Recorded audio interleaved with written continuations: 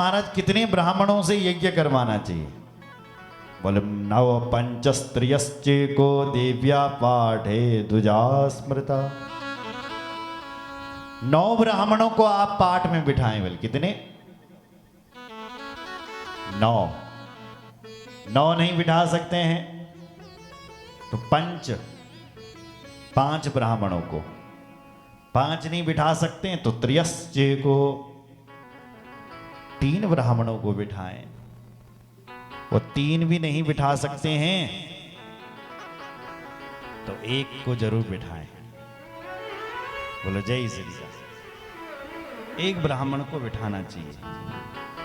घट स्थापना करें, कलश का पूजन करें। कलश कैसा होता है? हरा और भरा। हरा कैसे होता है? ये कलश है, ये आपको हरा दिख रहा है, इसमें हरे हरे पत्ते लगे हुए हैं ना। तो कलश में 5 पत्ते लगते हैं, उनको कहते हैं पंचपल्लव। पंचपल्लव संयुक्तम वेद मंत्रैः सुसंस्कृतम। 5 पत्ते लगाएं। पहला पत्ता आम का, दूसरा पत्ता पीपल का, तीसरा पत्ता अशोक का, चौथा पत्ता पाखर और 5वां पत्ता गुल्लर। इनको कहते हैं पंचपल्लव संयुक्तम। कलश में बोलिए 5 पत्ते लगते हैं, आम, पीपल, अशोक, पाखर और गुल्लर का। इन 5 पत्तों को लगाएं। बोलो भक्त वत्सल भगवान की जय। और फिर देवी को 9 प्रकार के फल चढ़ाएं। और जो कलश आपने रखा है उस कलश में बल तीर्थों का जल लेकर के आए। सुतीर्थम जल संपूर्णम हेमरत्ने सुसम्मितम। तीर्थम जल, तीर्थों का जल। एक बार हम देहरादून कथा कर रहे थे तो माता जी क्या आए, रुके थे किसी के यहाँ, तो उन्होंने कहा ब्यास जी मैंने भी कथा करो नहीं और तुम आगे नहीं करो मैंने कथा है। और मेरे पानी बल यहाँ भरी तीर्थ को पानी दिखा रही थी कि बहुत सारी बोतलें भरी हुई है महाराज। अलग जहां जहां मैं तीर्थों में गई तक तक बेटे मेरे बल जल यहाँ भरी थी पानी। तो जब भागवत होगी ना तो इस तीर्थ के जल से हम भागवत की कथा करेंगे। तो जब बल आप अनुष्ठान करवाएं तो तीर्थों का जल भर करके लाएं। सो तीर्थम जल संपूर्णम हेम रत्ने सुसम्मितम। तीर्थों का जल लेकर के आए और फिर भगवती को फल चढ़ाएं। फल 7 प्रकार के फल देवी को चढ़ाए जाते हैं। नारिकेलेन मातुलिंगैर दाणिमी की दले फले नारंगे पनसश्चैव तथा पूर्णम फलै सुवै। पहला फल है नारियल। नारियल भी कौन सा? पानी वाला नारियल। देवी को पानी वाला नारियल चढ़ाएं। नारियल नारियल। दूसरा अनार, दाड़िमी फल। तीसरा नींबू, महाकाली को नींबू चढ़ाया जाता है। शहद और नींबू। नींबू, केला, नारंगी, कटहल और बिल्व फल। ये 7 प्रकार के फल। नारियल, अनार, नींबू, केला, नारंगी, कटहल और बिल्व फल। ये 7 प्रकार के फल देवी को चढ़ाने चाहिए। बोलो जय श्री राम। और नित्यम भूमौ च शयनम ये हर पुराण में ये बात लिखी है साहब, चाहे शिव पुराण सुनो, श्रीमद् भागवत सुनो, कोई अन्य ग्रंथ सुनो, व्रत वाले व्यक्ति को बल भूमि पर शयन करना चाहिए। नित्यम भूमौ च शयनम पत्रवल्याम च भोजन, पत्ते पर बल भोजन करें। और सुनो, कन्या पूजन रोज करें, बेटियों का पूजन रोज होना चाहिए। कैसे? आज पहली कथा है भागवत की, पहला दिन है नवरात्रों का, या पहला दिन है तो एक बेटी का पूजन करें। दूसरा दिन, दूसरा नवरात्र है तो 2 बेटियों का, तीसरे दिन 3, चौथा नवरात्र है तो 4, पांचवा नवरात्र है तो 5 बेटी का, छठा है तो 6 बेटियों का। इस प्रकार से आप बेटियों का पूजन कर सकते हैं। और अगर ऐसी सुविधा ना हो आपके पास कि हम 9 दिन तक नहीं कर पाए आप,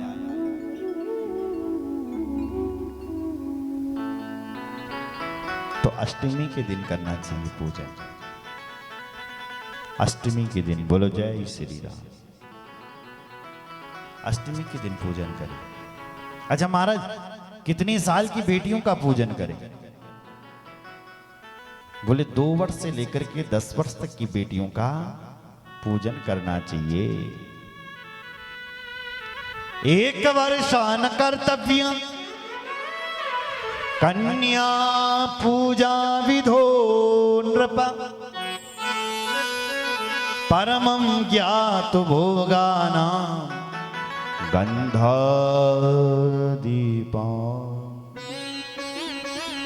गंधादीपा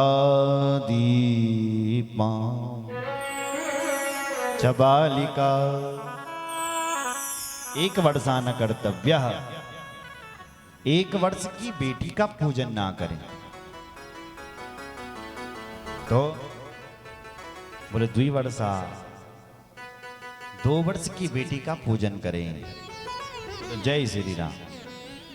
2 वर्ष की बेटी कुमारी, कुमारिका तो सा प्रोक्ता द्विवर्षा या भवेदिह, त्रिमूर्तिस्त्रिवर्षा कल्याणी चतुरब्दिका, रोहिणी 5 वर्षा च 6 वर्षा कालिका स्मृता, चंडिका 7 वर्षा स्यात्, 8 वर्षा च सांभवी, 9 वर्षा भवे दुर्गा सुभद्रा 10 वर्षिका। 2 वर्ष की बेटी कुमारी है, कुमारी का पूजन करें। ये समझो कि मैं कुमारी का पूजन कर रहा हूं। बोलो जय श्री राम। त्रिमूर्ति त्रिवर्षा, 3 वर्ष की बेटी बोल त्रिमूर्ति है। कल्याणी चतुरब्दिका, 4 वर्ष की बेटी बोल कल्याणी चौंकु छौं, कल्याणी। रोहिणी 5 वर्षा च, 5 वर्ष की बेटी रोहिणी है। 6 वर्षा कालिका स्मृता, 6 वर्ष की बेटी कालिका है। चंडिका 7 वर्षा च, 7 वर्ष की बेटी चंडिका है। 8 वर्षा च सांभवी, 8 वर्ष की बेटी सांभवी। 9 वर्षा भवे दुर्गा, 9 वर्ष की बेटी दुर्गा है। और सुभद्रा 10 वर्षिका,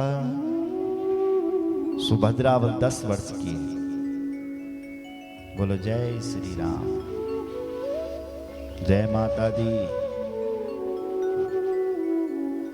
अब 2 वर्ष की बेटी का पूजन करके क्या होता है? कुमारी पूजिता कुर्याहु दुख दारिद्र्य नाशनम, दुख दारिद्र्य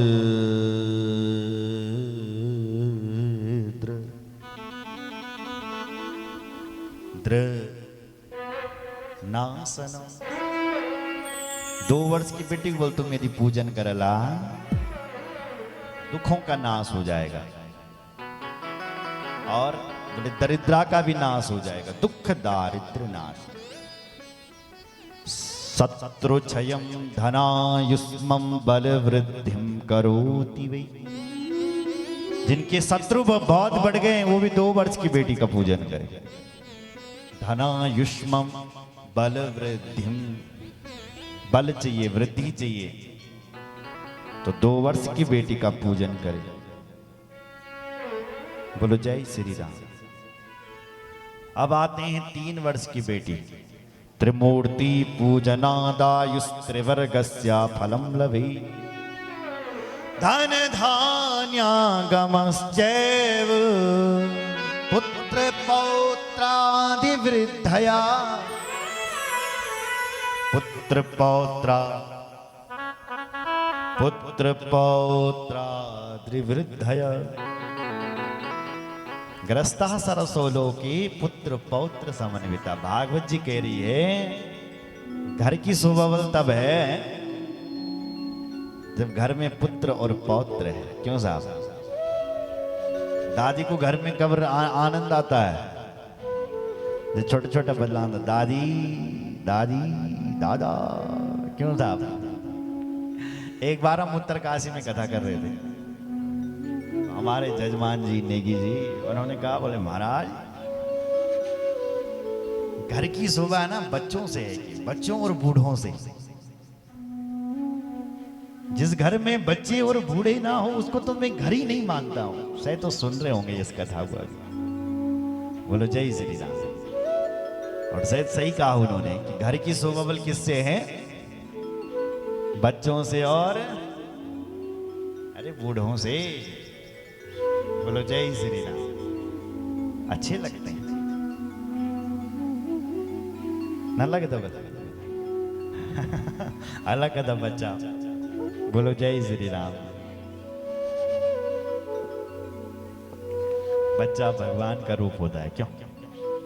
हर हर महादेव। तो जिसके पुत्र नहीं हो रहे हैं वो देवी 3 वर्ष की बेटी का पूजन करें।